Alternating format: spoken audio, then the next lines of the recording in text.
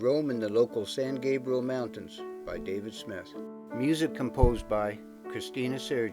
Before humans came to Silmar, there were the San Gabriel Mountains. They fought their way up from underneath the Earth's plates with the help of earthquakes and tremors until they grew into what we see today. The wind and rain caused erosion, which also helped form and shape them. The first humans were Native Americans, hunting and gathering food for their survival.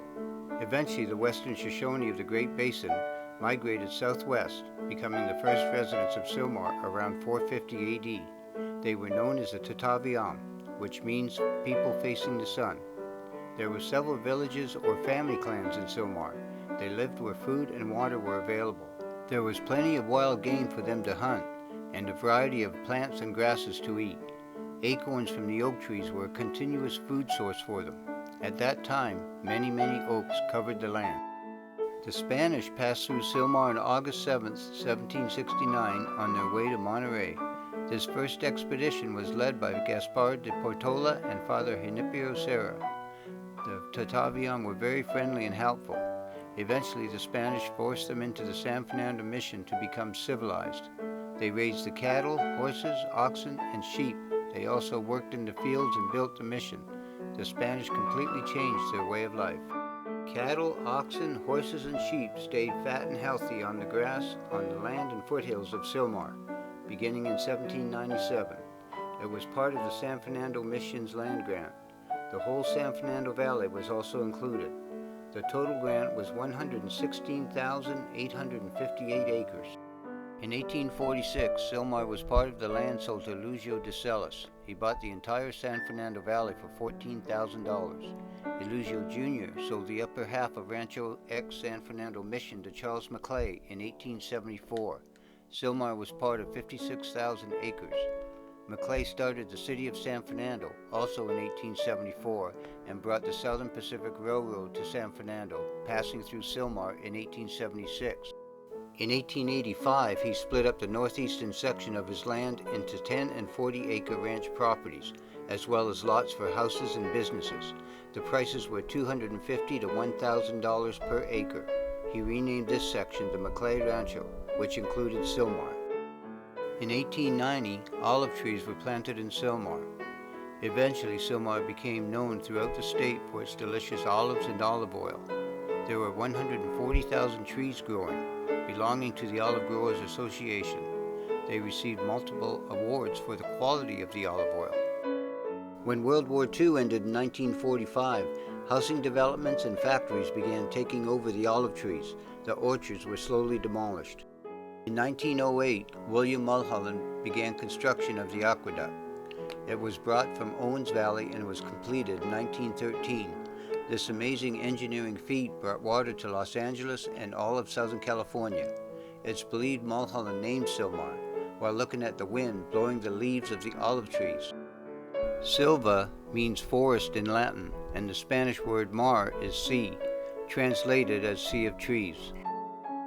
George Henry Stetson, the son of the Stetson Hat Company's founder John B. Stetson, bought 286 acres in 1926 in Silmar.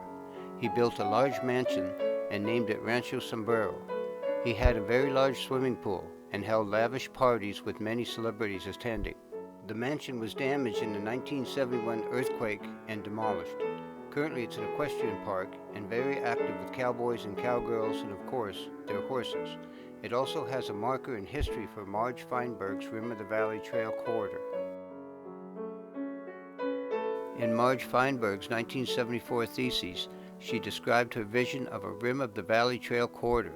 These are a series of trails connecting the San Fernando, La Crescenta, and Simi valleys with sections from the Conejo and Santa Clarita valleys in Los Angeles and Ventura counties for humans to explore.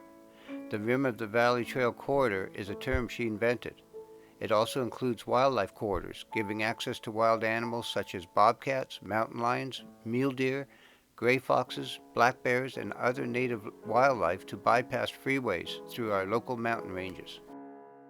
Wilson Canyon Park is also part of the Rim of the Valley corridor.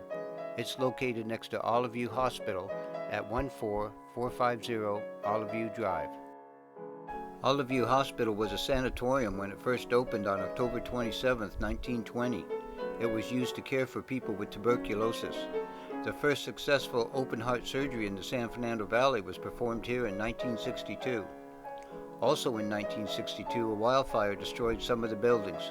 Then the rest were finished off in another fire in 1967. On February 9, 1971, an earthquake of 6.5 magnitude destroyed some of the buildings, or they had to be torn down due to the damage. These days, Olive View-UCLA Medical Center is run by the County of Los Angeles. The Veterans Hospital was built in 1925. It once was one of the finest tubercular institutions in the world. It was also destroyed in the 1971 earthquake. It's currently a park where locals can enjoy the variety of trees, the grounds, play areas for kids, and the squirrels. The building of the Pacoima Dam began in 1926. It was finished in 1928. The price tag was $2 million. It was first named the Reagan Dam. At the time, it was the tallest arch dam in the world. Pacoima Creek is a major tributary of Tujunga Creek and one of the main tributaries of the Los Angeles River. Pacoima Dam gives flood protection and debris control for the communities of the area. It also stores stormwater from the winter rainy season. David Wart Griffith, the silent film director who helped start and shape the movie industry in Southern California, had a ranch in Sylmar. He bought it in 1912 and sold it to Fritz Burns in 1948. It was 550 acres and had fruit trees such as oranges and avocados. D.W. Griffith also helped to create United Artists along with Charlie Chaplin, Douglas Fairbanks, and Mary Pickford. He filmed several of his movies here at his ranch. Elderbush Gulch, starring Lillian Gish in 1913, and The Female of the Species with Mary Pickford in 1912. Before Griffith sold it to Fritz Burns, he, Lillian Gish, and others would enjoy picnics there and perform plays for each other. Currently, there are homes and businesses covering most of it. A historical plaque is located on Foothill Boulevard at Arroyo Street, although some of the information on it isn't true. Lopez Canyon was once home to Native Americans before the Spanish came. Much later, Rogelio Rocha, the blacksmith at San Fernando Mission, also lived there until his death. Charles Maclay evicted Rocha from his property in Sylmar in the 1880s. The Lopez brothers, Francisco and Pedro, also lived in the canyon.